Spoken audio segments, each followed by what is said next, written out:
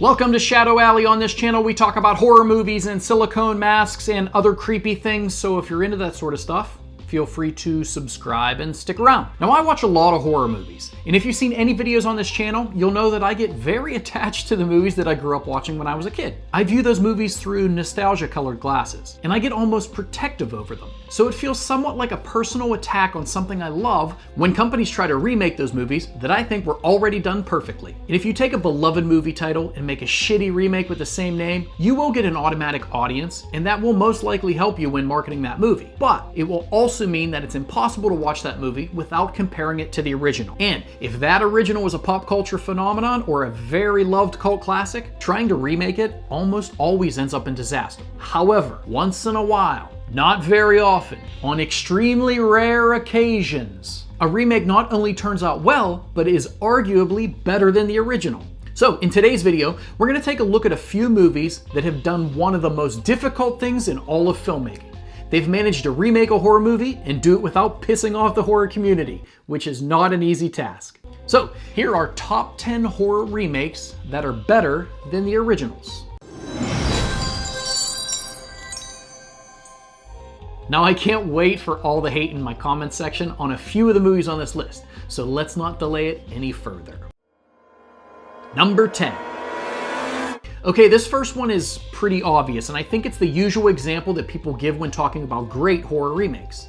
It's The Thing from 1982, and it's a loose remake of a 1951 low-budget movie that definitely needed some updates. This is the perfect kind of movie to remake. It doesn't mess with a cult classic that was already perfect. It takes an older, low-budget movie with a solid premise and adds updated effects and a larger budget to create a classic in the genre that should never be remade again. Number 9. Alright, this one is going to cause a little bit of controversy. I'm actually not even sure that it should be on the list. Sometimes I prefer the original, and sometimes I prefer the remake. And I know it's going to piss off some people since it's a cult classic, but number 9 on this list is The Dawn of the Dead from 2004. The original is a beloved classic, which usually means the remake will be hated. But I think it managed to not completely piss off the community somehow. It takes everything cool about the original and cranks it up a bit, earning a spot on this list. Number 8. This next movie is something I think is kind of smart to remake. It takes things that are already working in other countries and remakes them to be more palatable for an American audience. I could have picked a few different movies for this spot, but my number 9 on the list is The Ring from 2002. Many can argue that the original is a good movie, but remaking this opened up a whole genre of horror to new fans that may have gone unnoticed if it weren't remade to suit an American audience. Number 7. This next movie is another one that I think was a smart remake. Take an old movie that is no longer really known, especially to younger viewers, with a solid premise and give it an update with better technology and familiar actors, and you just might have a successful remake on your hands.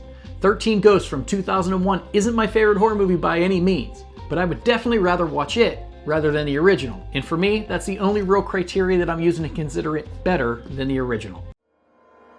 Number 6. Okay, this next one is another one on the list that I may get a lot of shit for. It's a cult classic that will potentially get me booed out of the horror community by admitting that I enjoy watching the remake more than the original. It's Night of the Living Dead from 1990, and although it may not be as classic and loved as the original, for me it's just more entertaining, and the updated zombies and gore effects make it much more watchable. Number 5. Hey Romero fans, you pissed off about that last one? Oh well, let's do another one. This next movie on my list is again from George Romero, and it's a movie that wasn't on rotation at my house and really wasn't even on my radar until the remake, and that movie is The Crazies from 2010. Now I'll be honest, this isn't a movie that I particularly like that much, but I think it's more watchable than the original, which makes it earn a place on this list. Number 4. Okay, so we pissed off all the Romero fans. Why don't we move on to the Wes Craven fans? Again, both of these movies are well done and have their fans, but if I had the option to watch the original or the remake, I'd choose the remake. That movie is The Hills Have Eyes from 2006. This movie just makes me sad, and I don't really watch it much, but I think it's a decent remake that really amped up the hideous savages and gore, making it simply a better watch for me. Number 3. This next movie is a no-brainer, just like number 10 was. It takes an old black and white movie with a good story and modernizes it a bit, making a superior movie. It's Invasion of the Body Snatchers from 1978. And enough time had gone by after the original, allowing technology to improve to the point where a remake made perfect sense. It's a quality 70s horror movie with a great cast that, again, maybe should have been left alone. Number 2.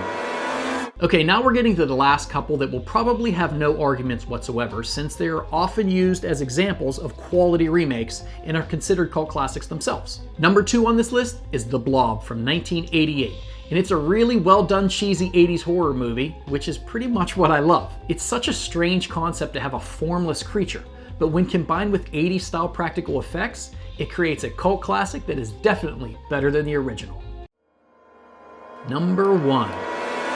You may have guessed this final movie on the list because, again, it's well known and it's a well-loved remake that did everything right.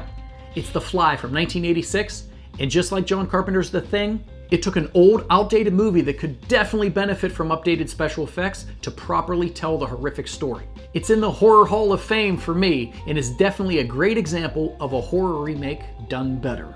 Alright, so what do you think? I'm almost afraid to ask because there's a few on this list that may be up for debate for sure. So leave your thoughts in the comments below, and don't forget to like and subscribe if you love horror content. And I will see you in the next one. Be afraid. Be very afraid.